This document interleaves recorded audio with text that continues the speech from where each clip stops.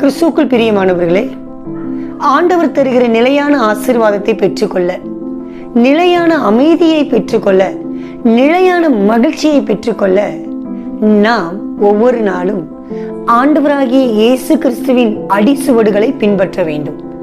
பிலிப்பியர் 2ஆம் அதிகாரம் 5ஆம் வசனம் கற்றுக் கொடுப்பது, கிறிஸ்து இயேசுவில் இருந்த சிந்தையே உங்களிலும் இருக்க கடவது. அது அன்பின் சிந்தை, அது பரிசுத்தத்தின் சிந்தை, அது மாத்திரமல்லாமல் ஒவ்வொரு நாளும் பிறரை மன்னிக்கிற சிந்தை. ஆம் பிரியமானவர்களே, கனப்படுத்துதல், இந்த வார்த்தையை நாம் இன்றைக்கு கற்றுக்கொள்ள போகிறோம். யாரை கனப்படுத்த வேண்டும்? கனப்படுத்துதல் என்பது நம்மை விட பிறரை சிறப்பாக மதிப்பது. முதலாவது, யாரை கனப்படுத்த வேண்டும்? நம்மை பகைக்கிறவர்களையும் நம்மை புரிந்து கொள்ளாதவர்களையும் நாம் கனப்படுத்த வேண்டும்.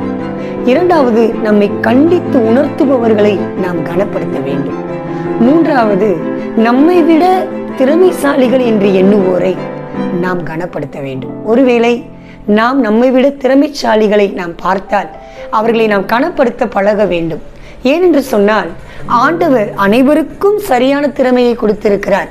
ஆனாலும் ஒருவேளை அதை நாம் சரியாக புரிந்து கொள்ள நம்மை விட சிறப்பானவர்களை கண்டால் அவர்களை நாம் கனப்படுத்த வேண்டும்.